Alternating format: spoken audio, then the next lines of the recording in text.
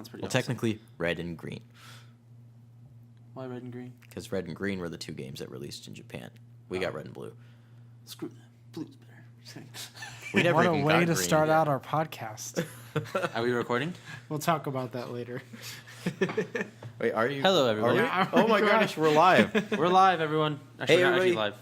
Welcome to the Break Room Arcade podcast. What do we call this show again? By the Water Cooler. I'm the one who named it, and I can't remember it. My name is Brandon Miracle. Today I'm joined by Jacob Robertson, your title. I'm gonna let you say it.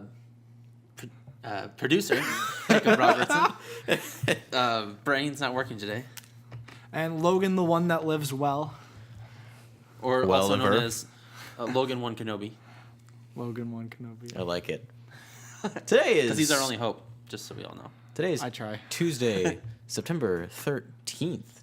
CC. And we got a lot on the plate today, boys. But before we get into that, I just want to ask you, how was your week? Oh man, I've been tired this week. Yeah, long week for me, man. Like I haven't been doing particularly like a lot. But no, I was over at Michaela's with all you guys. Yeah. And I honestly should have left after that last game, not the game that we played, and then I left afterwards because I got back and I got into bed and I was exhausted. I should have cut out that hour and a half for that last game and gotten some more sleep. Yeah, I was wiped too. Yeah. Well, I've worked way too much this week, and you guys invited me to play games, and I definitely just fell asleep on my couch. we were like, where is he? And I woke up and I was like, I am so tired. I don't know if I should be driving right now. So then I just stayed home and fell asleep. Yeah, we keep trying to introduce Jacob to these fantastic games, mostly board And it just games, doesn't party happen, man. games, and we cannot get him. But we can get him for the podcast. Yeah, it's magic. You know, Consistently, we plan a if I have podcast to, and I he will shows push up. myself. If my body's like, hey, you're done, I'm done. And then I tried to get a hold of you the next day because we were gonna meet again, You know? and I didn't know where you were. Yeah, Sunday was not a good day because the NFL season started, so my day was just Dude, the way wrapped the in tone of your football. voice, I was like, something- he's gonna say somebody died. I No was one died. I'm gonna yeah. be like, Well- oh my gosh, I'm so sorry, Jacob, but no. the Cowboys screw did your- lose their first game. Screw your so NFL I was a season. little sad. It's like life was done for. Like everything outside of football I just hit. My phone was off and I was just ready to Relax, go. That was my day off. relax with some football. Yeah, I haven't had that in a long time. Well, With football though, you did get me that job working at your news station shooting the Friday night football games, and I really enjoyed it. oh It's yeah, awesome. how did that go? It was awesome. I was actually very nervous, but I love football, and so they got me. So it's a live broadcast. So I just it's one camera, and I just kind of run everything, and it's really fun.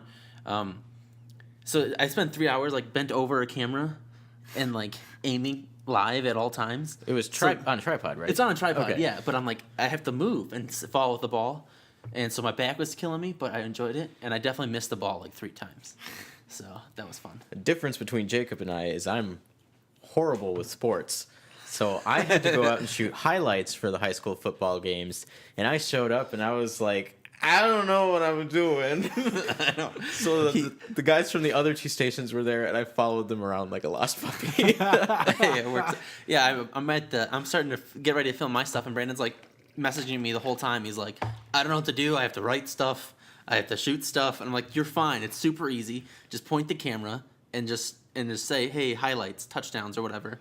And he seemed very nervous. I kind of figured it out. The main problem I had is when I got back and I cut the video, I cut my highlights, and they're like, you got to write it.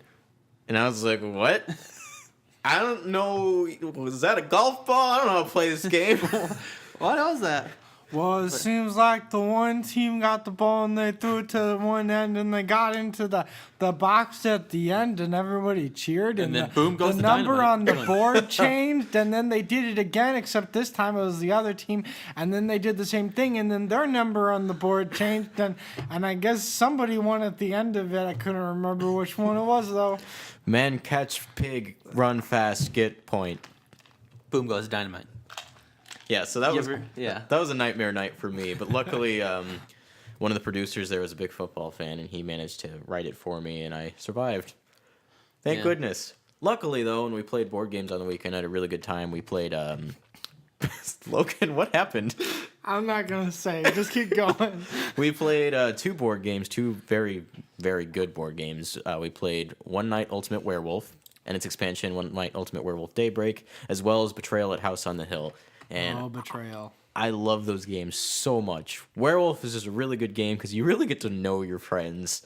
It's all about bluffing and figuring out who's lying. Oh man. You also I think lose I crushed friends you guys. because you can't trust anybody. You can't trust anyone. Great Thankfully, game. I feel like need to I get was in that game thinking night. about this a lot, and I was like, at least playing like Werewolf, you get all that distrust out, and then you feel like you can trust everybody more a little bit because of that. And I don't know. So maybe it's in the same way that like if people play video games, they get all their aggression out, and so that way they're not aggressive towards their friends.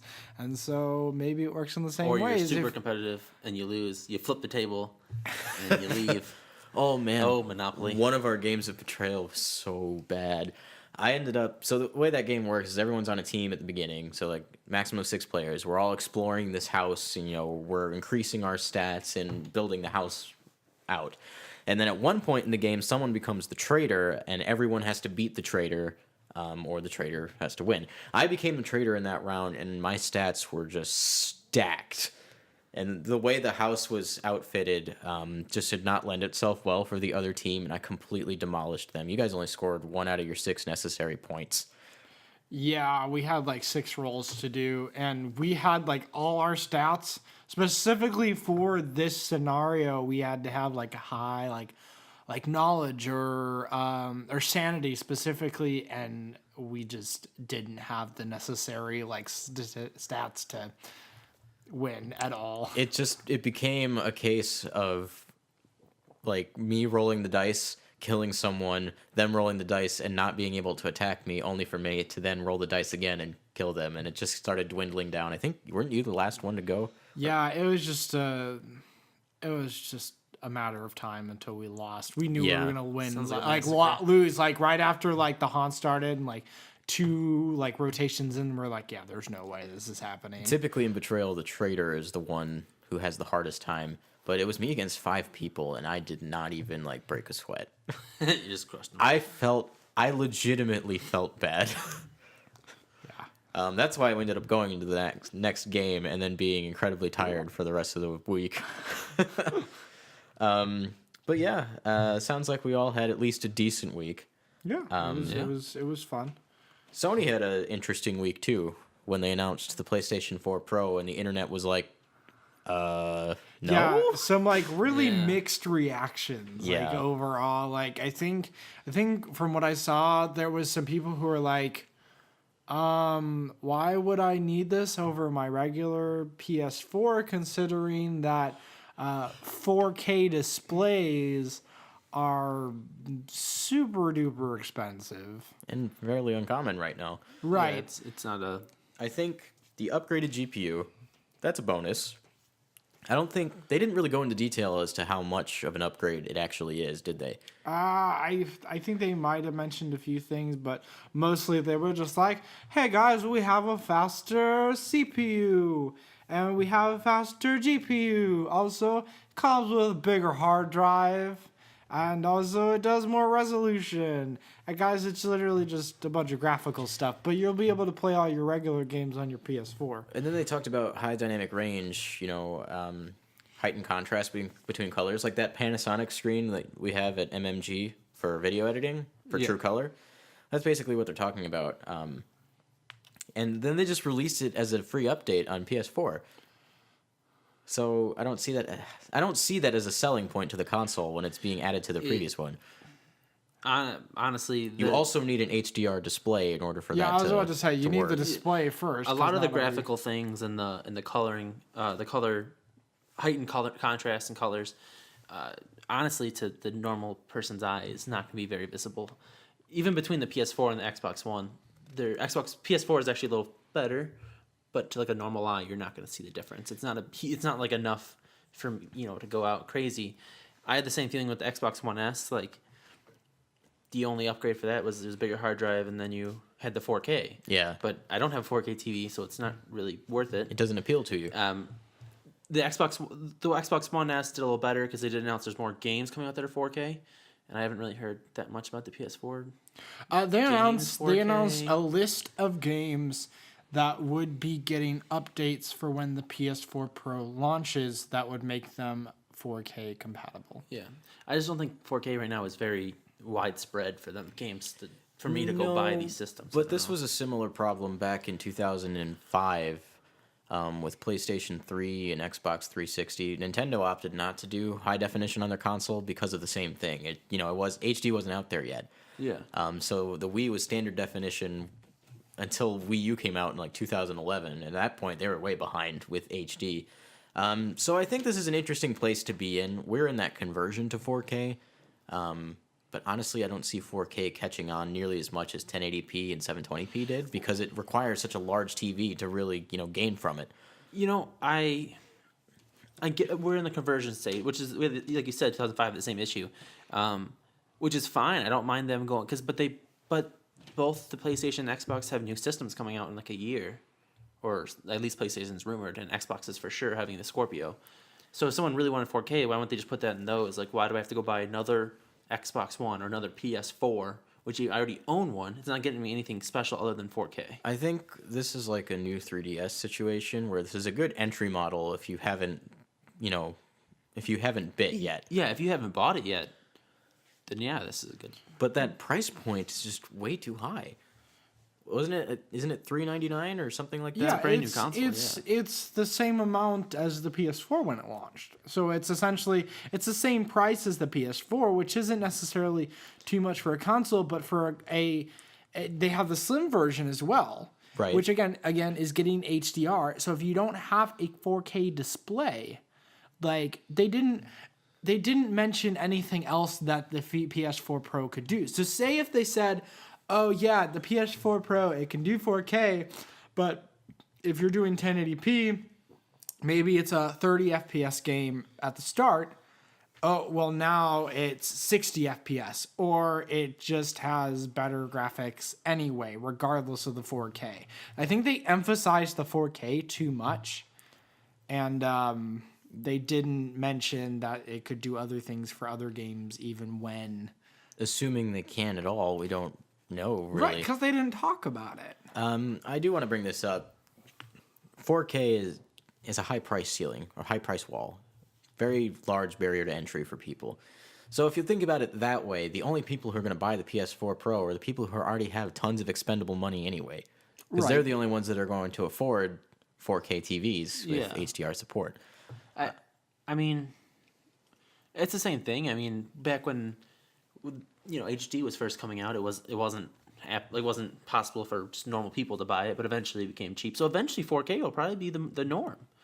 But We're probably looking like 4 or 5 years down the road. Oh yeah, definitely. But right now it's not, and so for Xbox and PlayStation to put a whole console towards 4K seems a little much for me. But I mean, there is a market there somewhere. I mean, there's no reason. There has to be somewhere for them to be able to do this. It's not like the jump when we went from like the GameCube, PS2, and Xbox era to the HD era, because there was also a very large graphical leap that went alongside those resolutions. I'm not really seeing that alongside 4K. The difference between they went from, like you said, GameCube on, they went to a whole new system. These are systems we already own. These are games that I already have. And you can already play them. I can already play them. So even if I don't get the 4K, like for Xbox, their big game that they're coming out 4K is Gears of War 4. But I can buy Gears of War 4 and play it with my Xbox and not spend the money to get it 4K. Or I could buy it on Windows 10 and play it in 4K on my PC.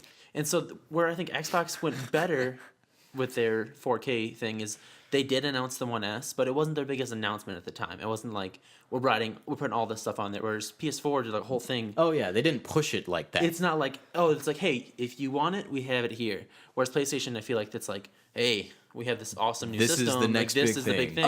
Also, here's the other thing: is they announced that it wasn't just like, it did 4K. It's more powerful, yes, but it was also significantly smaller. The power brick was inside of the system as opposed for to the Xbox One S. Yeah. Yeah, So there's a lot of changes. I agree Right. there. And when they announced it, they also like hinted at like Project Scorpio that it's supposed to connect with all the systems. So you can get a new system coming out that's going to be like, might be able to do VR and do all these awesome things. But it also connects to these consoles. So if you don't have an Xbox, get this S, and then soon you'll be able to play with Scorpio and all that stuff. So It's kind of what I'm expecting from NX right now. I'm getting those same kind of vibes from that system. So I think that's kind of the direction we're taking overall with the game market, is a more unified system between all three companies. I think they're listening to their consumers, because a lot of consumers are getting tired. Like, they don't want to spend all this money on consoles in different generations and not be able to play their old games. That's why I think Nintendo, like we said before, I think Nintendo's doing a really good job of bringing back old games, because there's nostalgia there. It's like, there's really good games that I used to love that I would love to play now, but I have to dig out my old system to do it. Just because a new game comes out doesn't mean you don't like playing the old ones. Exactly. Right. So it seems more and more that these companies are taking the approach to like intermediate hardware. So say for like, perfect example is we have the iPhone.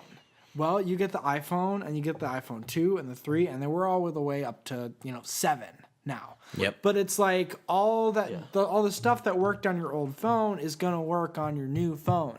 So we're getting to the point where these video game companies are kind of getting wise to that. And they're deciding, especially since like the PS4 and the Xbox One have more of a PC structure, like, more computerized structure. Yeah. They're able to make those games work. So it's not even just like, backwards compatibility. It's like, no, we're not even going backwards. They're building the architecture to be one architecture. Which is Right. really good. So it's like, will there ever be a PS5? I don't even know. Maybe they might just move to a more generic like console like platform. Like, they just go back to saying like, buy the PlayStation. In a sense. Supplemental hardware, maybe? Yeah. Yeah, like new stuff. With that whole thing, I talking about, just because we jumped into consoles and stuff, is I really like what Xbox is doing with connecting with PC gamers and expanding their thing, because there's a lot of PC gamers out there, and so for Xbox to be able to connect and be able to play with PC gamers, I think that's gonna be huge. That's huge for them. It's also granted me access to a ton of games I wouldn't be able to play otherwise. I did want to say this and see what you guys thought is, because the last generation of consoles, the Xbox 360, the PS3, and the Wii, I guess the Wii U came out between those, but the two main guys, the two big brothers, that was a long generation. What was it, like 8 years, 10 years? It was very long. Very long for a generation. And I feel like the Xbox One, I feel like it's been around for 2 years now, but it feels very quick for them to be pushing out another one. I think they're realizing the ever-changing market. Yeah, do you think it's just like they feel like their gamers need something new and more exciting? They might be the world we're in now, or what? They might be modeling, smartphones and more frequently upgrading their hardware to keep. I don't know. I think to keep their gamers at the level that they need them to be at. Say, if we wait 5, 6, 7, 8 years, there's a lot of advancements in technology and computer hardware. That's way too long of a wait in order to upgrade your hardware, because then PC gamers get all this glorious stuff that the console gamers don't have access to, and there's too much a divide. So I think, by releasing hardware more frequently, they're going to keep gamers up to date, and it'll allow us to innovate more quickly, I think. Yeah, I mean, it'll definitely give like developers a little more wiggle room in terms of like, we're developing this game, and then they find out that the hardware they're developing for it isn't as beefy as they'd like it to be, but all of a sudden... Breath of the Wild. Yeah. Like, all of a sudden, they're like, wait, but if we just wait for the release of this, and it's going to be around the release window, we'll be able to release it on this version of, this console, and it will be up to our standards. I mean, people can still play it, so we might have to make sacrifices for, this edition of this console. But it'll still play well, it'll still look good, and people still be able to play it. And those sacrifices aren't going to be nearly as large as they say for, like, last generation, when a game came out on PS3 and Xbox 360, and that company was like, let's make a Wii version, and the Wii version was just super watered down. I think we're moving away from that, and I think having these more frequent iterations of hardware are going to unify the players, unify the developers, and allow developers to do what they want without sacrificing too much. Yeah, and then you're also not starting over with an install base as well. Oh yeah, because the install base is already there. Yeah, and so that just creates a healthier market for, developers specifically, because they don't have to worry about, okay, are there enough people who will be like, who have this console to sell it on, and so is there a large enough market to sell people to, and so we can make our money back. And so it just, I think overall is going to just make sure that there's more consistently an install base for just gamers everywhere. There's going to be more consoles. Well, I'm not entirely too excited about the PS4 Pro. I kind of understand probably what they're going for, doing that. However, there's a couple of things that don't sit well with me. First of all, I want to talk about the fact that there's no 4K Blu-ray support on a console that you're heavily pushing as a 4K device. Yeah, why would you not include support for probably the biggest form of 4K media at this point? And it's a universal selling point. I know people who have bought consoles literally just to be a media player. Of course, I would never do that because I think that's dumb, but that's just me. But to not put 4K Blu-ray support in a series of consoles that you've been pushing as a media device for a long time is just silly.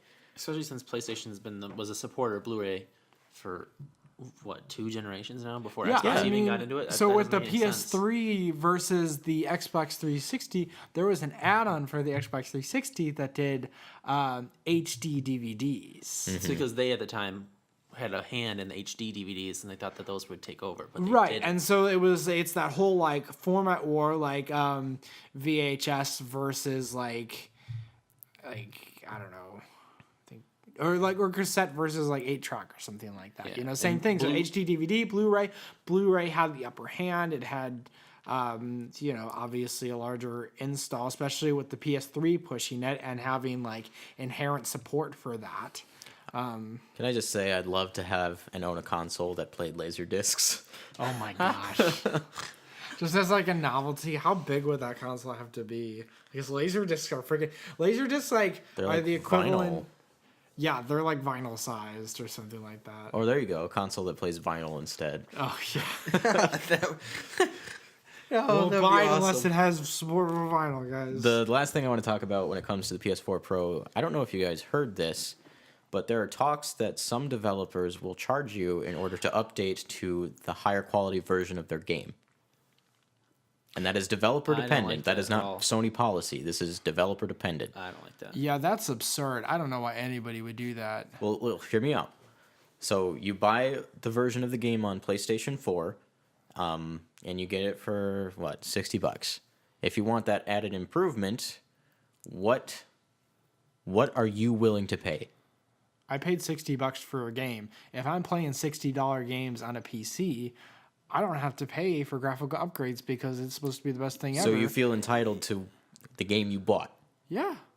And what would you say, Joe? I mean, you've heard this argument from me before. I hate that.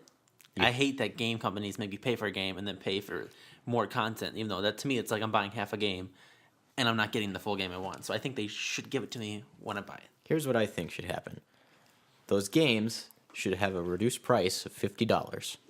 If you buy it on the PlayStation 4 and you just have a PlayStation 4, you bought it for $50. Congratulations, you got a game $10 cheaper. If you buy it on the PS4 Pro, $10 charge when you put it in your system, and you will get the patch for the higher quality content. You think that's fair? That seems like a good idea. That would be awesome. That's not what's going to happen. I guess, but yeah, no company's going to do that. No way. They're going to make you pay full price. Yeah, even on PC, there are companies that will make HD texture packs that won't come with the game, but those are free downloads. There is a game I can think of that has done this before and charged $20 for it.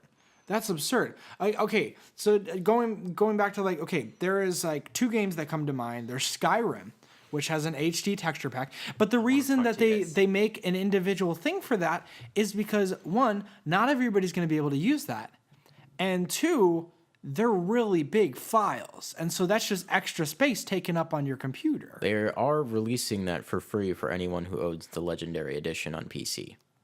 Yes. Yeah. Just but throwing I that out think there. they already had. Are you talking about Let like all me- the different graphical upgrades? The new edition that's coming out, legendary owners will get for free. I want to say Okay. this just because I thought about it earlier when you said something about games coming to PS4 and things like that, and you just said it. Okay, so we all know that at E3, Bethesda announced that on Fallout 4 and for the new Skyrim, the whatever the legendary did, like the enhanced version. I can't remember the name Yeah. right now, but they announced that consoles will allow mods. They Right. just came out earlier this week that Sony has shut down that PS4 is not getting mods. They're not going to allow mods on Sony. Well, they wouldn't And now allow this is just Sony. mods And Bethesda came out and said yeah. that. Xbox is going to do it. It seems like they're cool with it because they're connecting with the PC and all that. Oh, there's already But mods. Sony is Yeah. not allowing it. They're shutting it down. They do not want it. And Bethesda came out and said that Sony did it. Wow. And to me, that's just like I think they're mad about this because I think they had talked about it, they announced it, and then Sony said no, and I think they're pissed, and they came out and said Sony's not letting us do this. So they're kind of closing the door. They just said no, there are no mods. Yeah, it's kind of baffling, and I don't think it's like no mods. It's just like Bethesda wanted to do a certain thing with their mods, and Sony says you can't do that with your mods, and then they're like, It's too hard to regulate. I think Yeah. I think they're not allowing user-based mods. So I think they're allowing whatever Bethesda puts out, but I don't think anything that a user comes out, which is, from what I've learned and played, is a lot of those are the best ones. So those are all the best. So There's it's plenty of great things you can get out of it. Yeah, but it's hard to regulate. That's it's something true. you got to It's give just- them. It may not cooperate with the PlayStation architecture. That's something you also That's have true. to think I just about. I just wanted to see what you guys thought because I heard that and I was like, wow. I 'Cause think if Bethesda did they- this whole announcement that they were going to finally do this, and then Sony shuts it down. I think if the PlayStation can support mods natively, that it's stupid for Sony to not jump on that content because that Xbox is going to have such a lead over them on it. Oh, for sure. Speaking of Xbox, we kind of need to roll into this next topic because it's kind of a doozy. So earlier this week, an NES emulator was approved and put on the Xbox Store. Okay. An emulator for the Nintendo Entertainment System. Which I would love. Games for the other company, Yeah. for the competitor. And then was it just a day or two later, yeah, it wasn't long. it got pulled by Microsoft. Somehow this software got approved and then put on the store. It's on the Windows Store, So Microsoft, which is something I also don't agree with. Microsoft doesn't want it, but Yeah, Nintendo did want There's it. a huge problem because those are Nintendo's games and they're being illegally played on another system. Oh, so like Nintendo would come after Microsoft. is what you're Yes, trying to because say. Yeah. emulators, you're illegally downloading games and then playing them for free. To put that software on a console is just wild. And this is officially, not even like a hack. This is official software. Yeah, this is something you can go into the store and then download. Like, almost like, hi, I'm Microsoft and I'm endorsing stealing these games. Like, that's not a good face to put. Have gotcha. fun playing Super That's- Mario Brothers on that's Xbox awesome. One.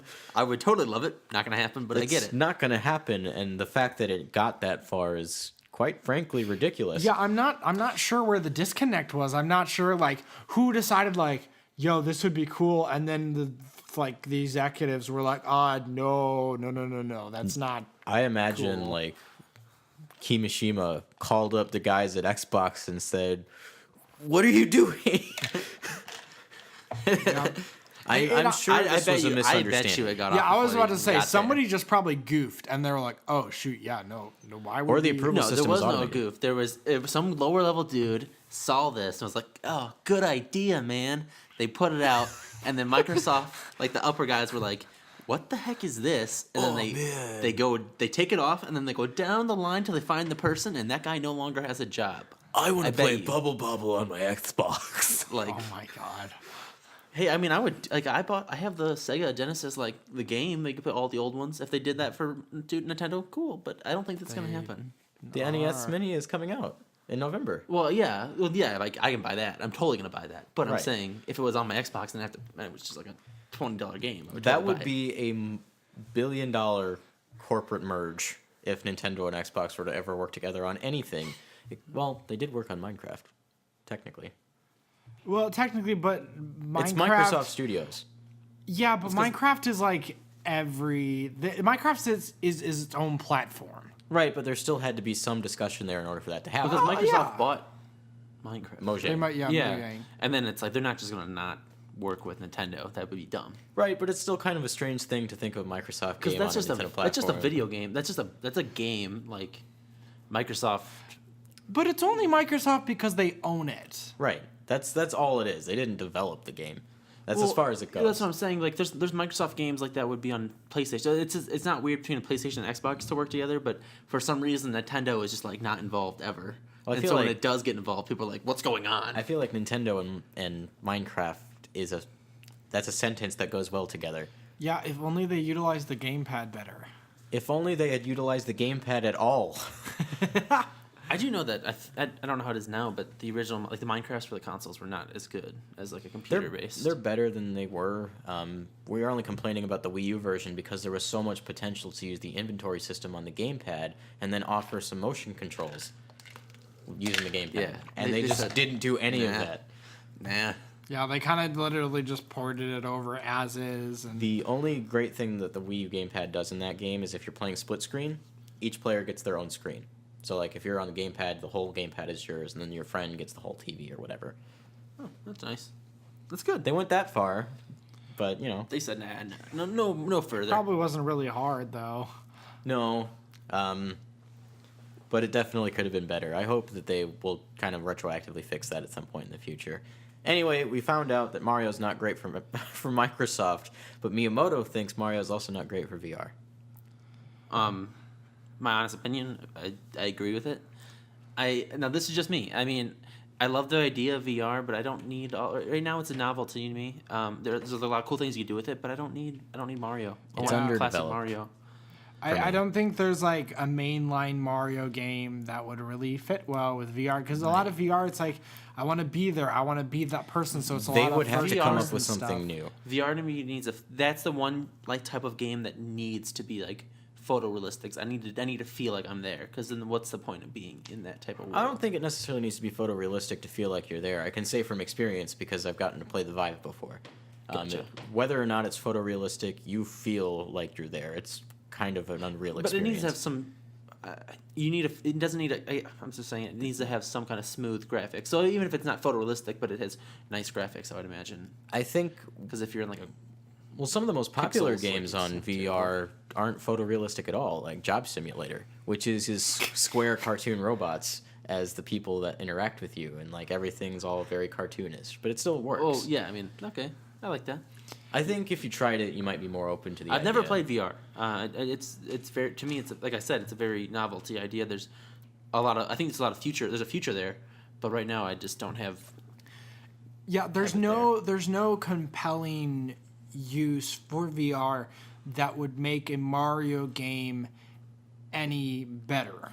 I agree. I can't honestly think of a way you could do that unless it was like a Mario sports title. But if it's a Mario sports title, it might as well be just a regular sports title because Right. you wouldn't get a whole lot of uniqueness out of it. Isn't that what Mario games are? They're like, hey, sports game. Let's throw Mario in there. Yeah. Yeah, but they always throw a fun spin on Yeah, it. that's true. Yeah. Um, I mean, I can imagine Nintendo doing like an original like VR game, but I know exactly the game that they should put in VR. Two of them, in fact. First one is Luigi's Mansion. That would be awesome. Are you A first-person Luigi's Mansion. first-person Luigi's Mansion? I think that would be a great game. They could put the game into first person, maybe even make it on rails. I don't know. I think there's potential there. In Ohio, there's that Void. The Void. Have you heard of the Void? Yeah. And they have that Ghostbusters experience. That's kind of what is in my head right now. Right. I think it'd be funny to kind of see those really cartoonish, very animated ghosts right in front of you doing funny things. Because they did some of that on the 3DS with Luigi's Mansion Dark Moon, where if you like walked up to a window, Luigi would look through the window, and then you would get this first-person perspective of ghosts in some funny scenario. Right. So I definitely think there's possibility there. Definitely. Obviously, Nintendo has experimented with Luigi's Mansion in 3D back in the GameCube days, and then again on Nintendo 3DS. So I think that's a great game to do it. My next one, oh man, I just thought of another one. Anyway, my next one is F-Zero. Yeah, I think that would not be a bad idea. First person VR F-Zero with the winding roads and really futuristic cities. It'd be a very cool experience in VR. That's not a bad idea. Sure. I do like that. The other game I was thinking is Star Fox. Star Fox Zero and that control scheme would work in VR.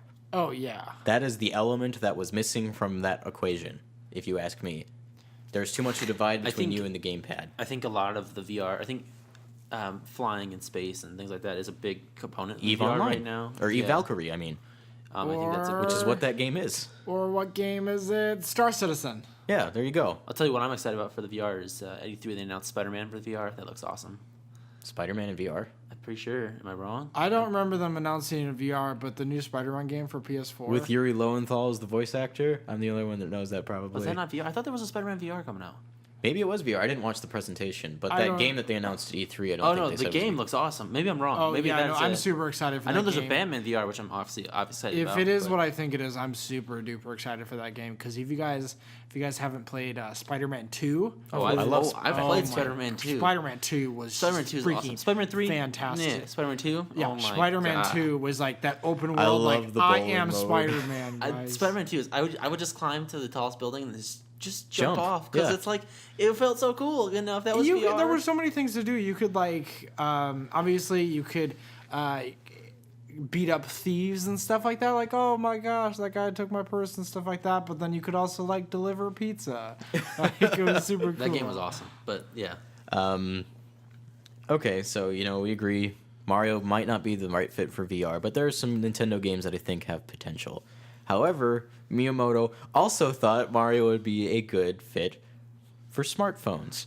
So Sony and Apple had their events on the same day, and in completely out of left field, Nintendo's Miyamoto came out on stage and introduced the world to Super Mario Run, coming out for iOS. For those of you who don't know, Super Mario Run is a side-scrolling runner, not endless runner, mind you, in which you play as Mario and you go through New Super Mario styled levels. He auto runs, you jump, you wall jump, you do the whole thing. You compete for high scores against your friends online. There's quite a bit going on there. This, like I said, this was completely out of left field. Nintendo didn't even hint that this was going to be happening.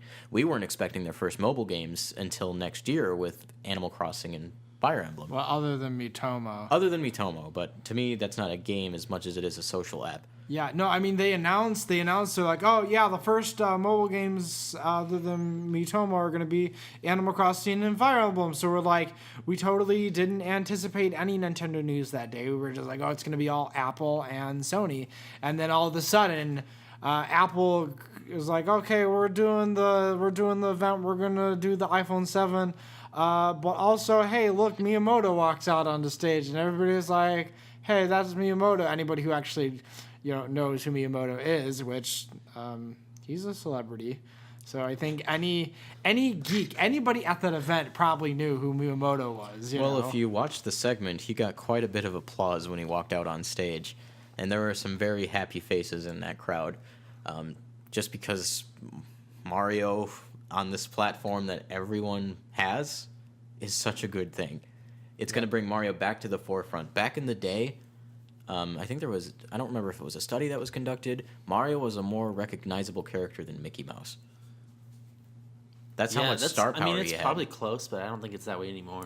Everybody still knows who Mario is. Everyone knows who Mario is, but I'm saying for younger generations, I feel like Disney's definitely taken over. There are a lot of kids these days who don't have that same attachment to Mario that a lot of people did before. I wanted to bring that up. I'm not a big smartphone game guy because I like to just sit down. If I want to play a game, I'm gonna sit down and play a real game, and my phone doesn't have a lot of memory left.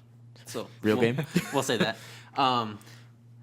But I do know there's a lot because I work at a kids museum. So a lot of kids I know that they're always on their phone, and so bringing in a Mario or something is gonna help. Probably pull in more gamers because I know that I'm afraid the younger generations aren't going to play games as much as we did. And maybe I'm wrong, but from what I've noticed, I don't think there is. They do like games and stuff, but there's so much social media. There's so much like just videos. They can sit on YouTube and watch all this stuff all day that they don't sit and play the games like I did when I was a kid. Right. I mean, that may be true. And so by bringing Mario back, maybe it leads them to this. I've seen even a decline in myself when I play video games, and that's not even just because I'm growing up. there's something that's being lost. I don't know what it is, but there's definitely been a shift. There's a change. I think dedicated game hardware is going to be a thing of the past at some point in the next 15 years. Could it be? It could be social media. It could be the new phones, the technology we have. Part of me feels it's the games. I feel like a lot of the games are a lot of the same type of thing. There's a lot of remakes out there right now. There's not a lot of creativity, and games aren't as hard as they used to be. And I used to enjoy it. Like, I struggled for this amount of time, and when I beat it, I felt like I did something. Nowadays, I can walk through a game like Dark Souls is a hard game. That's why it's super popular. I was gonna say games. But other games, like I love them. Don't get me wrong. But if I can walk through it and then I'm done. I'm not gonna play it again. Have you ever waited for a game so long and then you watched a ton of media coverage for it and watched a lot of people who got it early because of review copies online, and then you got the game yourself and then there was nothing left?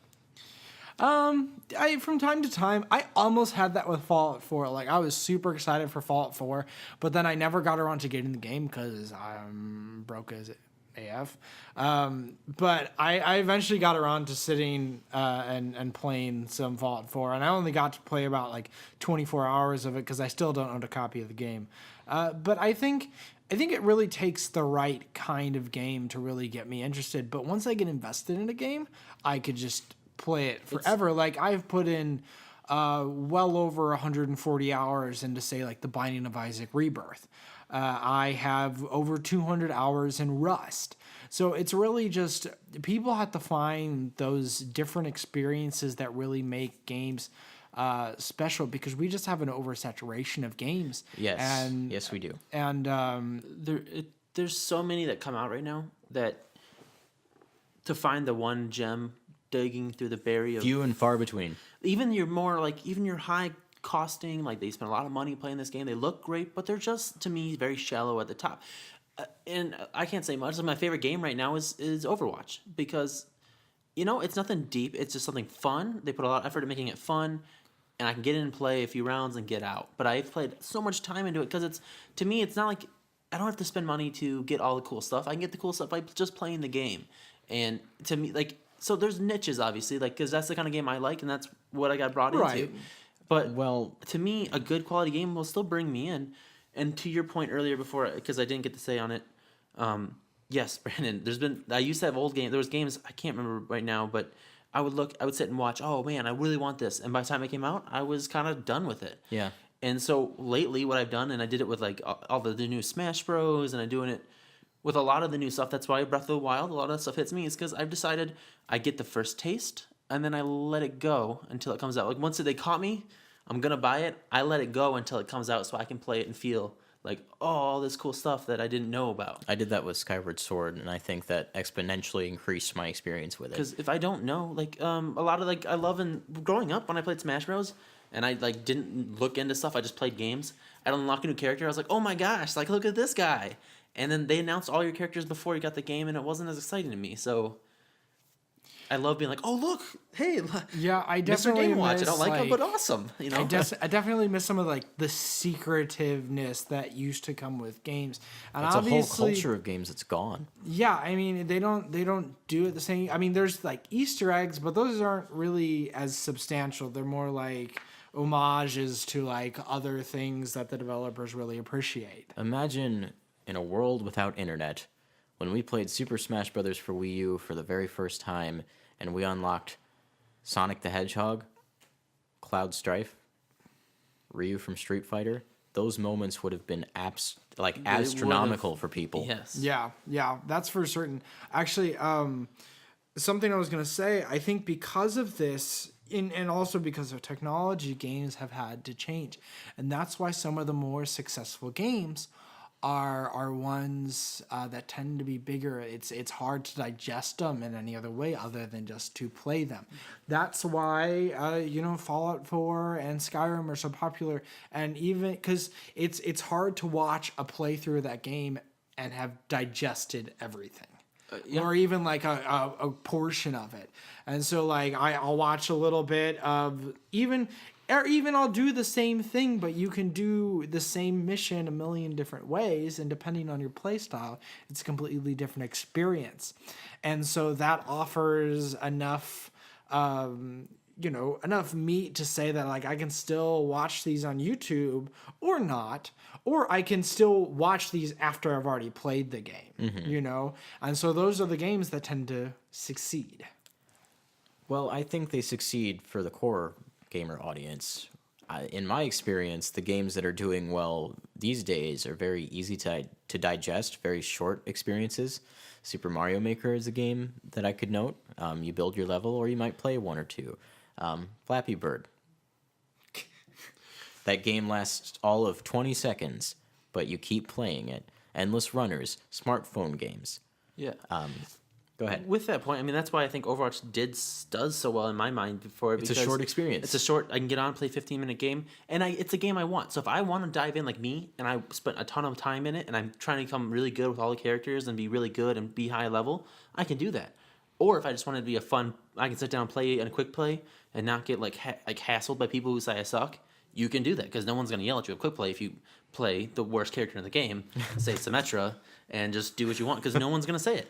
But like I said with the Smash Bros, where they announced the characters before, that's what Overwatch did. One day I was like sitting there playing the game, and the next day there was a new character dropped, and I had no idea. Her name was Anna, and then everyone exploded, and then you played Anna nonstop for 2 weeks, and everyone played the game because they did little tiny hits, and then boom, just one day they're like, oh, here's the character, play with her, and then I was like, oh my gosh, look who we just got, and then that's the kind of stuff I was like, oh, let's play with her now, see how she does. To go back to what we were talking about earlier with kids and how they don't recognize Mario or some of those other characters as much these days, Miyamoto said something interesting that I wanted to point out. He says that they want to develop for mobile, and they think it's crucial because it's the first place that kids are going to be encountering games. So when they go on their phone, they're going to see Mario's face. That's going to be that very first interaction. And I think that's incredibly important.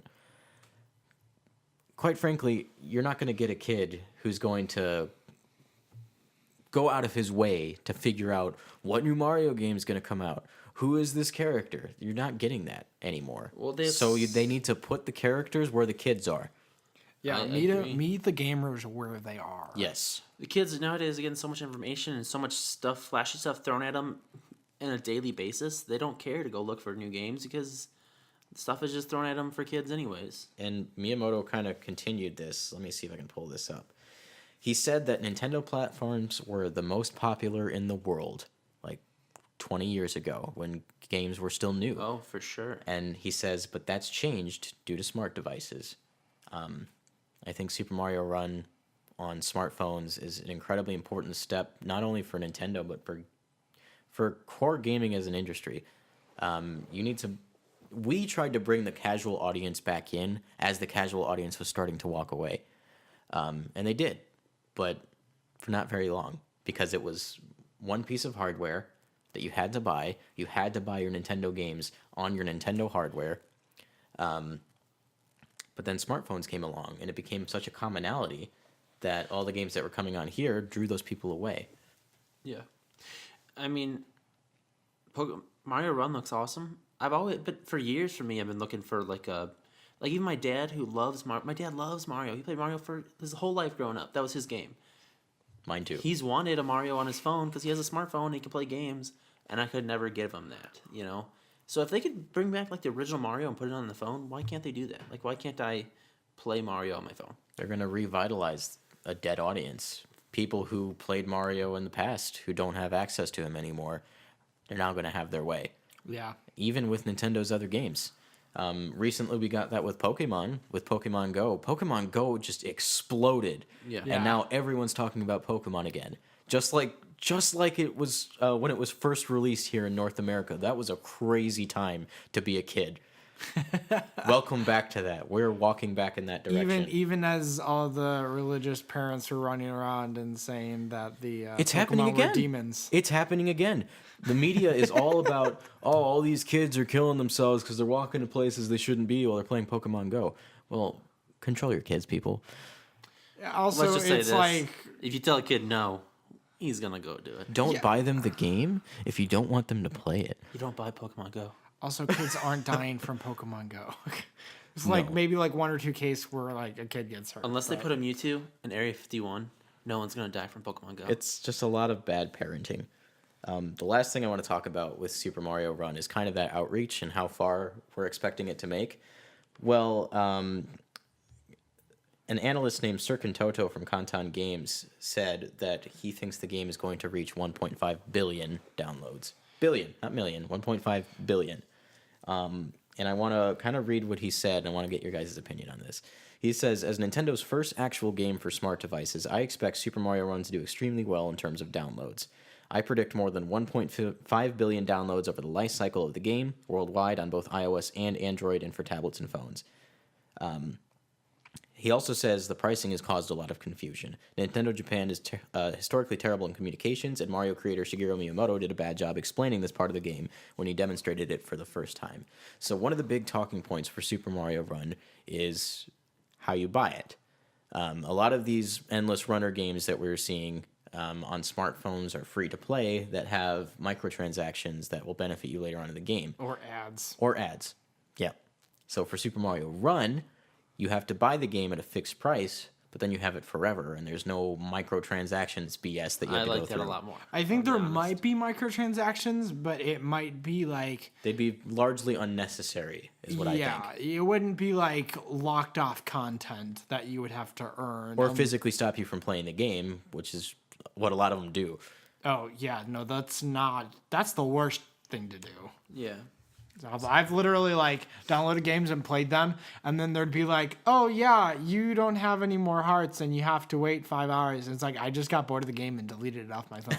It's like, I got, oh, congratulations, I got 2% way through your game. And because I wasn't even enjoying it that much, I'm not going to go any further. So I asked this before when we were talking about PS4, but what price point, what is the maximum amount of money you would spend to play this game? I probably wouldn't spend over $5 for it. Considering my smartphone is pretty cruddy, I don't even know how well it would work. But if I did, say, have an able smartphone, I wouldn't pay over $5. I would anticipate, though, that it would be a 99-cent game. 99 cents? 99-cent game. I don't know claim. why they would price it at anything different. Most of the most successful games that weren't free to play were priced at 99 cents, and they did fine. Because, I mean, nobody thinks twice. 99 cents? That's not much. But say... That's not even $1. But, like, say they do get 1 million, like, downloads, like, first day. That's $1 million. Or 1.5 billion downloads life cycle. $1.5 billion in revenue. Here's what I'd say. Yes, a lot of run games. The most popular are 99 cents. But usually when you buy a 99-cent game, then there's a lot more of those little like nickel and dimes inside the game that you can get. From my experience, the most I'd spend was like $5. I spent $5 on like a Marvel game once, and it was awesome. But I didn't have to buy anything afterwards. I could play the whole game. It was a whole game. Mm-hmm. So $5 is about my limit, but then there better not be anything I can like have to pay for inside the game.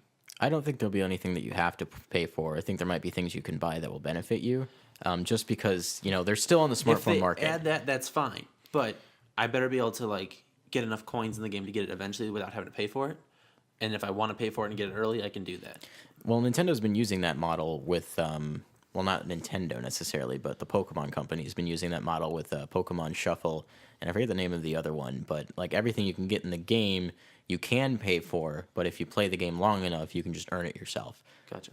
I think that's the most optimal model. I honestly think that the best thing for the game to be priced at would be probably around $2.99. If we're expecting lots of content, maybe the $5 price point is best, but I think $2.99 would probably be better. Yeah, I agree. I got you there. Moving on from smartphones. Well, I guess not moving on from smartphones. We need to talk about Animal Crossing and Fire Emblem because they both got pushed back till next year. I'm gonna guess this is just to make way for Super Mario Run and let Super Mario Run its course. Pun intended. Let that game be at the forefront. Let that bring all the people in, the Nintendo fans, and then introduce them to some of the smaller titles like Animal Crossing and Fire Emblem. I think that would probably be best in that case. Agreed. Yeah. No, I don't have a problem with that.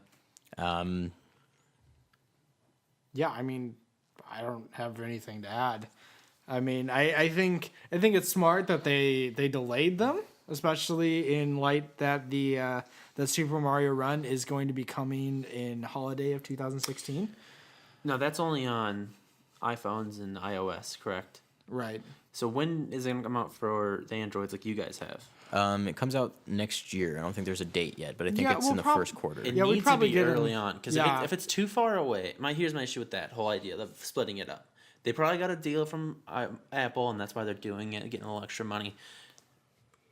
But if it's super popular right away, and there's a lot of people with Androids who don't want an iPhone, and they're not gonna get to play it, and they're gonna see it, like we said, they're gonna see it. By the time it comes up for Android, they may not want it. So that needs to come out pretty quickly at the beginning of the next year. I imagine it wouldn't be more than like, say, 2 months before it comes out on Android. Obviously, like even with like exclusives for say like Apple Music, it's only usually like 3 weeks. Yeah. And so maybe it's only like a month. Like it's probably not going to be a great amount of time, but it's enough to say that all the people who are playing are going to like be playing on iOS first. And so I imagine that might increase the amount of sales to some degree, obviously. And then it's great publicity too. You get all I these think it's- people who want the game, and then they have to wait, and then it finally comes out, and then everyone jumps on it. Well, that's my thing. Is it came out, and then you're not getting it for a few months. I don't know if that's a good idea. But I that's just me. think depending on how long you wait. If you wait way too long, then you're going to lose interest in the people who are going to download it. But if you wait just long enough to keep that anticipation and that suspense rising, then you're going to bring in more people. Yeah, because it'll be like, okay, it's finally coming, and then it comes out on Android, and all of a sudden the hype's right back. Yeah, it's like recycling there you launch go. almost. I mean, if they do it right, I guess it could work out pretty good. So speaking of bringing people back, Animal Crossing New Leaf is getting DLC, which we talked about in a podcast that you may never hear. You But won't. There was an update. Did the update release yet? I think it did. I'm not sure. It might have. In that case, I better get on that. There's an update in anticipation for the new Animal Crossing content that it erases all your weeds from your town. So let's. I've never played the game, so I don't know. what weeds So like are. if you go, as every week passes, you get what, 1 or 2 weeds in your town will appear, Yeah, something like that. and that keeps accumulating even when you're not playing the game. So if you haven't played the game in 2 years, Your place is like a zombie apocalypse weed right now. exactly. So Nintendo released this kind of hilarious update that erases all of your weeds in anticipation for everyone jumping back into Animal Crossing. Yeah, I mean, it gives all those people who haven't been playing. It's like, shoot, I don't want to go back and have my weedy town. Well, this takes care of it for you, and it clears up any any reasons you may not be hopping back in. And anticipation, it's like, oh, look, you can now get these amiibo or these amiibo cards, so you can get all these I new bet characters in the game. They announced this and everyone was all excited, and then maybe someone in Nintendo like picked up their old game and was like, "Oh, all these weeds, I don't want to play." And they're like, "Oh, let's fix that so no one else says that before this comes out." Well, it's a big thing that keeps people from coming back to the game because they feel, this is the truth, they feel sorry for abandoning their town. So Nintendo's like, don't worry, we got you. Your town's going to be just fine. You know the house. Come on back. You know the house you let burn down. It's all good now. Come back in. Yeah, I get really emotionally involved in my Animal Crossing games, and I've played them since the release of the first one in the U.S. on GameCube. So, I like him. Next, I want to talk about Pokemon Generations, which was just announced today, I think. This is going to be a series of anime shorts that will premiere on YouTube directly on the Pokemon Company's channel. They're going to be points in the games, like story points in the games that never really got animated. So, like, things that Ash didn't do on his journey. So, like, the red Gyarados is a minor point in Gold and Silver. Yep. But it's still a cool experience. So they're going to bring that to life. Yeah, I think this is awesome. And this is not just like one point in Pokemon history. They're covering the whole thing. I say from the trailer I saw, I mean, I'm a huge Pokemon fan. I love anime. This looks like it looks awesome. It's not just like another Pokemon cartoon. It looks like an anime that is Pokemon that looks awesome. And I'm excited. It looks dark. It looks like it's got a more intense adult story. Yeah. Yeah, and like I missed out on like whole generations just because it kind of went away. So if they like cover points, I don't know how many points and how many generations they're going to cover, but it looks like they're going to probably touch on at least a few things in each generation. I have one very important thing that they need to cover. Did you play Gold and Silver to completion? Yes, I did. So you battled Red at the end, right? Yes. Please make that. That is the most awesome. epic moment in the whole series. I don't know if they will, but this thing looked really exciting. You told me about what was it, Pokemon Origins? Origins? Never heard of that, but now that I saw this and Brandon mentioned that this might be like It looks like it could be like a spiritual sequel to it. I'm definitely going and watching those because that looked awesome. So. It's for those of you who don't know, Pokemon The Origin is a 4-episode anime that covers the Pokemon journey of Red and Green. And it covers some points in the games more truthfully to how the game's played, from the sound effects to just the whole thing is very, very like truthful to the actual series. It's definitely a love letter to Pokemon Red and Green fans, or in America, Red and Blue. So I'm glad to see them going back to that because honestly, I was disappointed when it ended because I was enjoying myself so much. I'm like, this is what I want in a Pokemon animation.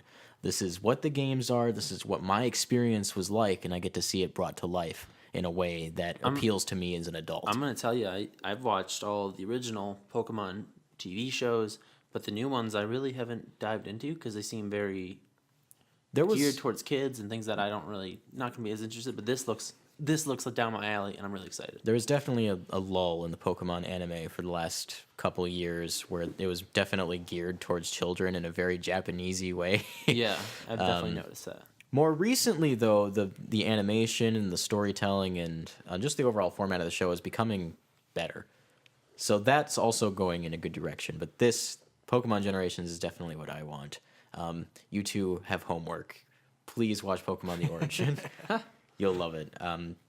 They just started releasing it on the Pokemon YouTube channel, I think, in preparation for starting Pokemon Generations, which I think premieres sometime this September. It's going to be on a Friday. I don't know if that'll be the whole series or if they're going to do one short every Friday. Right.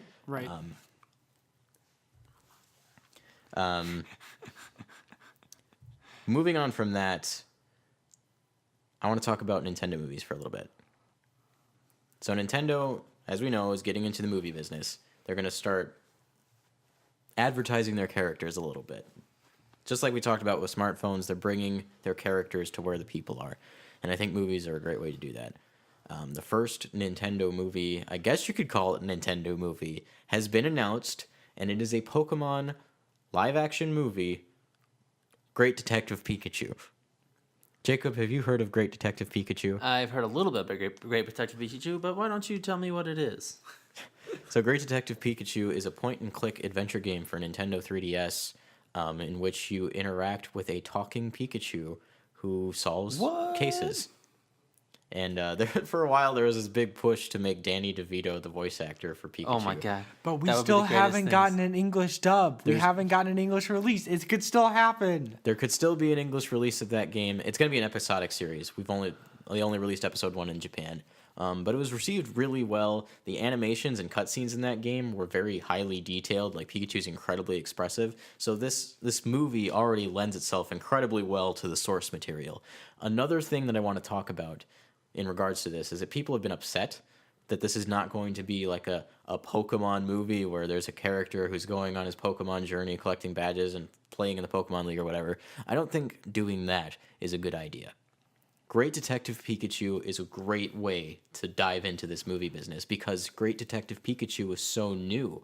It's untapped potential. The whole world has not yet been built. Just a quick question here. Do we know if it's like the character's live and then Pikachu's like an animation? Pikachu's animated. Okay, so that's okay. I can deal with that. I think to that point, the Great Detective Pikachu is a good way to dive in. But if years down the line they came out with a well done story, of a character going and doing the gyms, I'm all for it. But it can't be just some terrible, terrible video game movie like I've seen for years.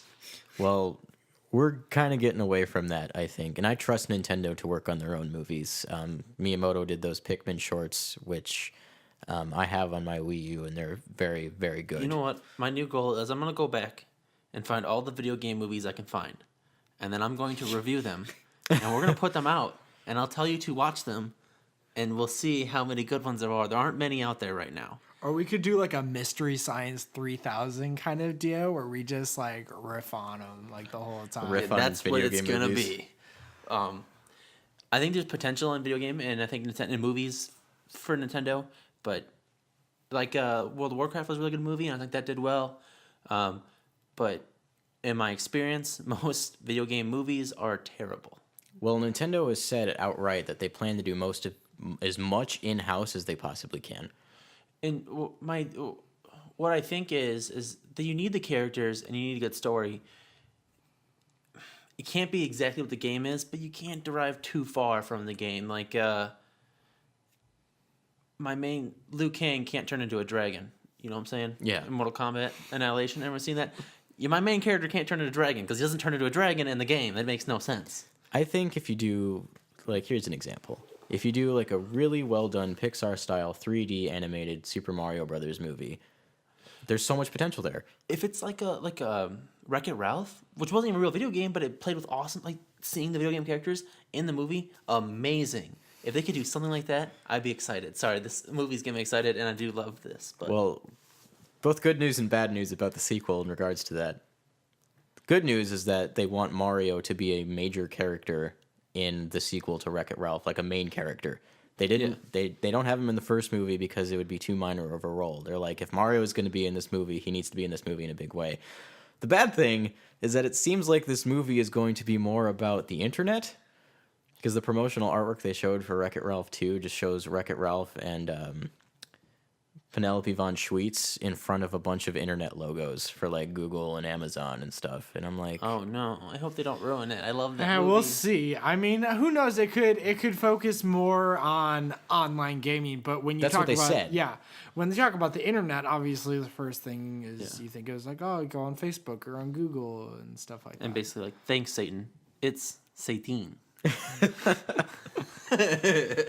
Zangief. If I don't crush man's head between thighs like sparrow egg, then who crushed man's leg? I can't remember it, but it's hilarious.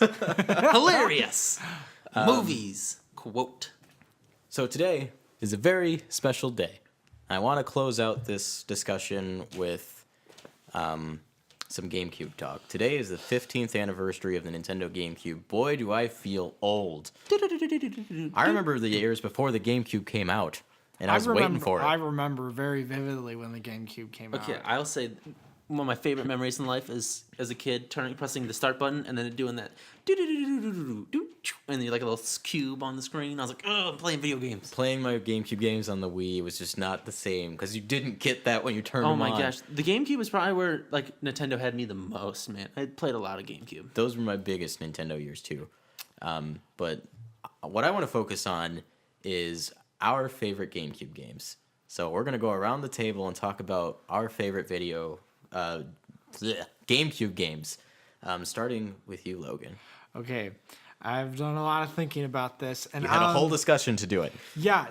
So the very first game I ever played on the GameCube was one of the first games that was ever on the GameCube. Okay. Pikmin. I love Pikmin. Now, when I was younger, obviously this was 15 years ago. I'm 22 now. So, I mean, it's been quite a few years since this game launched in 2001. So when Pikmin came out, I remember playing that game. I just remember the bright colors. I remember, crash landing. And I never got very far in the game. And it wasn't actually until college that I went back and I decided that I was going to beat the game. And I ended up beating the game. Of the 30 days you were allowed, I finished it in 22. Nice. Right? And so I'm pretty good at those games. I love RTS games. Like, I love real-time strategy. It's a fantastic experience. I mean, even though I wasn't very good back in the day, that's just one of those experiences that I remember the most. One of the other games that I remember playing a ton of, which I still carry that love for this franchise today, is the original Animal Crossing. I played a ton of the original Animal Crossing. There was such a magic about it. It was like, okay, look, you have these 4 houses that are just sitting there. And you could, up to 4 houses on the same cartridge, which was where your town resided on your one memory card. And so you could have you and your brother and your sister and your other brother, and you were all in the same town, and you guys couldn't play at the same time, but you would watch, your brother play because it was your town too, and that was just a really, really cool experience. I remember just like, oh, look, there's a weed, I gotta keep my town clean, or the infamous, I'm gonna go in and I'm gonna change the time so I can go get the things that during Christmas and during Halloween, and then your town would get just super weedy and stuff like that, but nobody ever cared. And then I just saw some super impressive towns. I had my older brother had some friends who literally covered every inch of their town with flowers, and I thought it was super impressive. Obviously, like, that evolved in just this love of that game. I've had the 3 games that they've made since then. I had Wild World on the DS, which was a great entry. City Folk was all right. They did a few things, but it wasn't as great.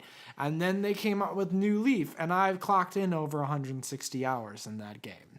And I've spent a lot of time, collecting certain things, and there's still a ton to do. So the fact that everybody's like, it looks like people are going to be jumping back into this game. And then it's also like, isn't it a Nintendo Select now as well? I believe so. Yeah, so the price has dropped by half. And so they're just making it much easier to let this game keep living until hopefully the NX version comes out, which I'm anticipating. Please, Nintendo, give me a new Animal Crossing game that I can not only carry around with me and play in bed, but can also put up on the TV. That would be fantastic. Please and thank you. And just one last comment, I thank Nintendo for those years that I got to play the GameCube, all the other myriad of games, Smash Bros. Another great one, Metroid Prime. Oh, another one that I remember really well is it wasn't one that was like exclusive. It wasn't like a Nintendo exclusive game, but they released Harvest Moon: A Wonderful Life. And I have this one memory. Is I wanted Harvest Moon: A Wonderful Life, and I asked for it, and my uncle got me Harvest Moon: Another Wonderful Life, and I was super, super heartbroken. And here's the reason why. In A Wonderful Life, you played as a male.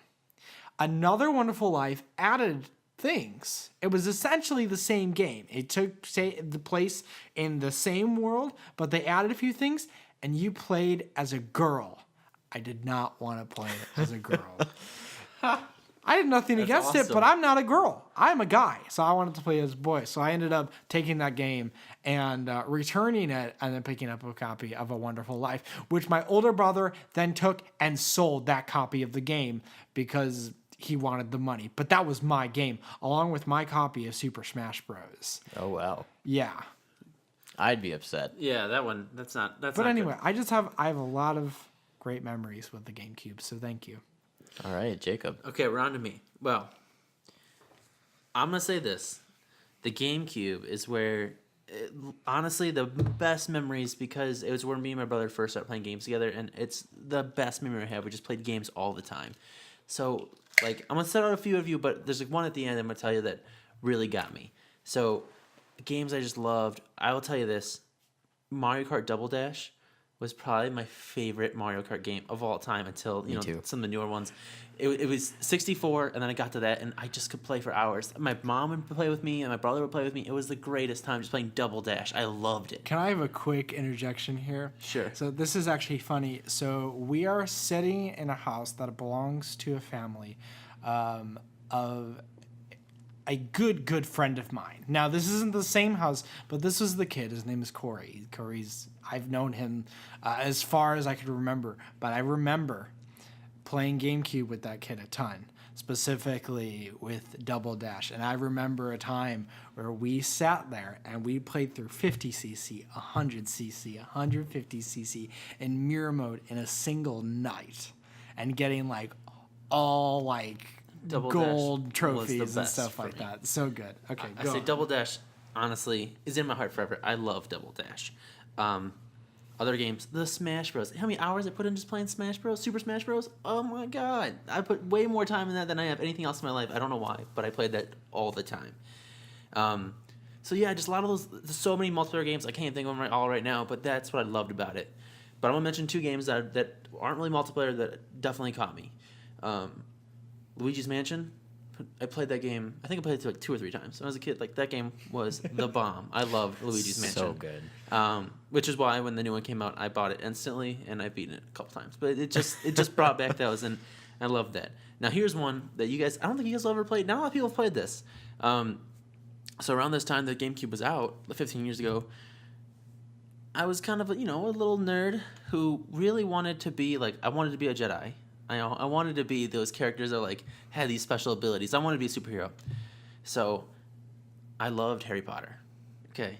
I'm a biggest, I've read all the books way more than I should have. Right now I'm rereading them because I'm a nerd, okay? I get it. But you got this game that came out it was Harry Potter Quidditch. I knew you could legitimately play Quidditch. And I played that way too much. You could start off, you won the House Cup at Hogwarts, and then you moved on to win the World Cup. The World Cup in Quidditch. I won that World Cup at least 10 times because I'm crazy and I loved that game. I just couldn't imagine why I couldn't get on a broom and play Quidditch myself. So I just did it in a video game, and to this day, I actually found that game like a week ago, and I was actually planning on like in a few days getting out my Wii and plugging it in because I can't find my GameCube right now and I'm very angry about it, but I want to play Harry Potter Quidditch. So there you go. Awesome. I'm surprised that game never got a sequel, did it? No, I've wanted I it don't so think so, bad. no. If it came out, I actually never played it. if it came out, man, I would have it right now. Just saying. So I'm a connoisseur of all things Nintendo, so obviously a lot of these games I've played and loved very dearly. So it's very hard for me to pick some out. So I'm going to tell on myself here for a second. Like Jacob, I absolutely adore Super Smash Bros. Melee. But here's the problem I had playing this game growing up. I didn't have anybody to play with. Oh, that's nice. So I often just played Super Smash Bros. Melee by myself. But here's how I did it. I would pick 2 characters and then just jump into a match. And then I would hit the pause button. And I'd put my camera on one of the characters, and I would start telling myself a story. That's adorable. Well, here's the truth about the whole thing. I would compose the camera to get shots that I like to make the action look cooler. It was like playing with action figures, but with video game characters, essentially. Yeah. This is what sparked my interest in film. Oh, that's awesome. This is the very beginning of all of it. Huh. I told all these stories to myself, framed the camera, made things look super cool. I taught myself the rule of thirds and composition by playing Super Smash Bros. Melee. And then this whole world of machinima was opened up to me when I got the internet in 2007. I was late to that game, guys. And I saw Smashtasm by Shippage on the internet for the first time, which was a machinima that took place in Super Smash Bros. Melee. And what made me so excited, it was like, he's telling the stories I taught myself when I was younger, but he's making videos out of it. I was like, I can do that. So I started doing it with my group of friends, Paul, which you guys know. it was a major player in all of that. And we did that for like 3 or 4 years. We got some moderate views. And then we started doing it with Monster Hunter. And then our most viewed video on the channel's got like over 50,000 views. And it was just a Monster Hunter Machinima Pokemon parody that I made in like 3 hours. But that also sparked my interest in voice acting, because obviously these characters had to have voices behind them. So I started doing some voice acting, found out I had a little bit of a talent for that. So I started doing that. For those of you who don't know, I voice in Us Studios shows Wukos and AE Chronics, which are available on the Us Studios channel, or it's Scoot's channel. I can't remember which one it's called. But go check that out if you want to hear it. I play the character BB, or Black Belt Dolphin. He's got blonde hair and blue eyes. Hard to miss. Sounds like me. Anyway, I have a lot to owe to Super Smash Bros. Melee. It basically set me on the career path that I have right now, which is why I have such an attachment to video game journalism and video game media, because I was born in it. So I'm going to hop off that soapbox. There you go. Go on to my next game. Have you guys ever played Ty the Tasmanian Tiger? I never No, I never played that. Have you heard of it? No. I know you have a copy of the game. There's an HD remake for the original game that just released on Steam as early access. But the game I'm talking about is Ty the Tasmanian Tiger 2 Bush Rescue. So here's the story behind this. Christmas 2000X. I open up a present from my grandpa, who lives way out in Kentucky, and it's Ty the Tasmanian Tiger 2, and it was a game on GameCube. My grandpa knew I liked video games, but that's about as far as his knowledge went. So I opened this game, and I was like, I don't know what this is.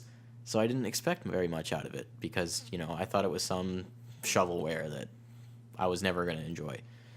Well, I started playing it, and this game is just fantastic. It's about an Australian tiger named Ty, and they've got this rescue operation. They live in this town, and they have this Jeep, and they drive the Jeep out, and they go save people from the bad guys, or they like pull the guy out of the sewer and whatnot. Just stuff like that. He has 2 boomerangs that he attacks with. You hit B and he throws one, you hit B, he throws the other, and then they come back to you. There's different boomerangs that you can buy and unlock throughout the game, like flame or lasso boomerangs.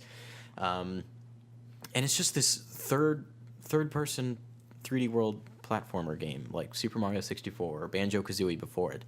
And I don't know, it just kind of scratched that itch for me. It was kind of the last game of its kind in my book. Maybe behind Star Fox Adventures.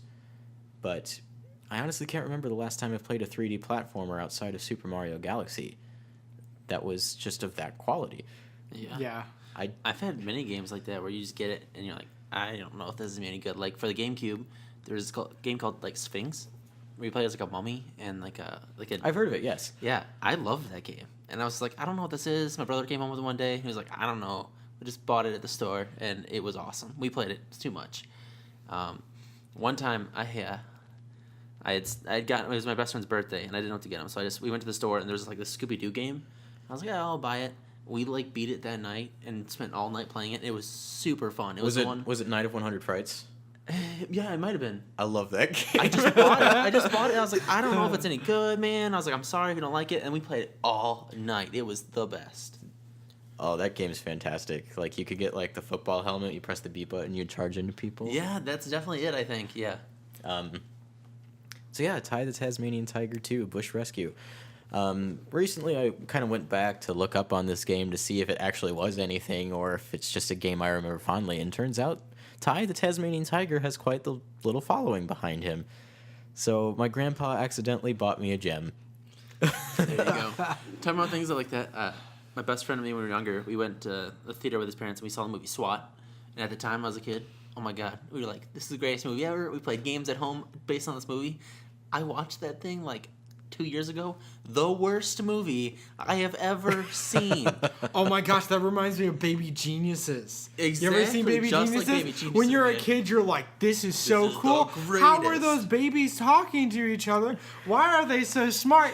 And then you grow up, and all of a sudden you're like, this is the most beautiful piece of trash I've ever experienced Like, in my I life. Kangaroo Jack. I can't even. That Kangaroo was Jack. honestly. I agree completely. I remember feeling cheated by that movie movie because I was like, where's the talking kangaroo? And then there's this one freaking scene with the talking kangaroo. One scene and in the then movie. it doesn't come back, and I'm like, what the heck? False advertising. I was so pissed at that movie. There's so many movies when I was a kid. I was like, this is the greatest. And now I watch it, I'm like, this is a turd. Why did I like this? The 2 live-action Scooby-Doo movies, I actually kind of like.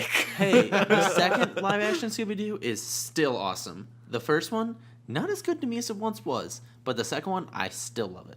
Still love it. Oh, speaking of that real quick, you guys know they're making a new one, right? No, I didn't know that. What? They're making a Hanna-Barbera cinematic universe.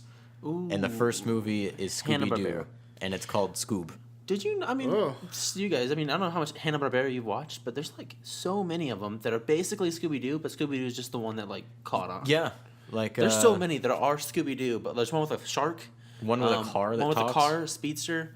I think there's like Josie and the Pussycats. Yeah, even Josie and the Pussycats is like it. There's a couple of them that are basically Scooby-Doo. It's just all Scooby-Doo. But Scooby-Doo just caught on. Yeah, it's kind of awesome. Okay. So I want to talk about one more game. And it's kind of an obvious one, but I can't help it. I love The Legend of Zelda: The Wind Waker. Oh. Oh, gotcha. I've never beaten it. That's one Oh, of no. my next ones that I plan on. That was one going of the back first games and I playing. remember from the GameCube that I played a lot of. I have an interesting history with that game. So, the world had a very negative reaction to the new art style for Wind Waker before the game came out. They're like, oh, what is all this cartoony stuff? Where's my hardcore, Link? Unfortunately, my mind was so young, I had a similar opinion because I was a big fan of Ocarina of Time. So I remember being out shopping with my mom on my birthday. She was like, get whatever you want. And I walk over to the VHSs and I see Dragon Ball GT and I'm like, I'm going to buy that. So I picked up a Dragon Ball GT tape or whatever, and then we walked over to the games and I see The Legend of Zelda: Wind Waker sitting on the shelf, and I just had this moment of revelation. I was like, I don't know why I had such a negative reaction to this. I want to play Zelda. So my mom bought it for me. We went home and I played it, and It's a my good mind game. was just blown. I'll say that game. I'll give you that. That game did that to me too. I really didn't know what to expect, but it was. See, I guess I never thought that it would be like Ocarina of Time, which it is. It plays like Ocarina of Time, a game that I love. Why wouldn't I like it? Yeah, it was awesome. I'll even say this. I was with you that I didn't love the art style. Even with Smash Bros. For Super Smash Bros., my favorite character was Young Link, and then I'm still a little salty that they changed him to Toon Link because he's not as not that I don't like that Link. I do love that Zelda, but my favorite is still Young Link, and I still play as Toon Link, but it's not the same as me. It's not You Young felt Link. cheated? I still feel a little cheated that they just changed him. You have a lot of emotional attachment because to as a Young kid, Link. that's the character I played as was Young Link. That was my dude. Oh yeah, as a young guy watching Dragon Ball Z, 8 years old, the character I related most to was Gohan because he was this little kid who was super strong and he was able to fight with the adults. And I was like, I want to be like him. The number one section of that movie I can remember is the Cell games, and I just loved Gohan, and then they ruin him. They just ruin him. Don't spoil it for Logan. he just finished the Cell game. You just finished the Cell games? That's the best section. Or that's I don't where he's mind at. the Boo. I don't mind Boo. He's awesome. Yeah, I just have But to. they ruined Gohan. I'm waiting for the English dub of Kai to release the Boo saga. No, man, just go watch it. I currently own all of the original, and there's way too much There's way too much there, but I still love it because it's the original. So hey, there's me. That's fantastic. I got to tell on myself one last time. We were talking about the Cell games with Gohan. I vividly remember this, watching the very ending of the Cell games where, Gohan and Cell are in that super intense Kamehameha beam struggle, and you're like, oh my god, is Gohan going to do it? Cell's overpowering him, and then Gohan beats him. I went nuts. Yes. I started, running around my house, yelling at the top of my lungs that Gohan had beat Cell. My parents didn't know what I was talking about. They thought I was going crazy. But that excited me because a kid that young was able to save the world, and that meant that I could do something as a kid. So I don't know. It was like a hero to me. 100% agree. That when, like I said, I was a kid, I'd go in the backyard and I'd pretend to be, a wizard or a superhero. Dragon Ball Z was actually the number one thing I always wanted to be Gohan. Like a for sure a Super Saiyan. Yeah, I would battle nothing in my backyard, and that's what would happen. Well, that basically covers it for GameCube. I want to say happy birthday to the GameCube. One of my favorite systems of all time. I have a lot of attachment to it, as I am sure and have heard from you guys that you do as well. But if we don't have any closing remarks, I think we can wrap it up. No, I think we're good. All right. This has been the Break Room Arcades by the Water Cooler Podcast. My name is Brandon Miracle. My name is Jacob Robertson. And I'm Logan Welliver. And this is the Break Room Arcade, clocking out.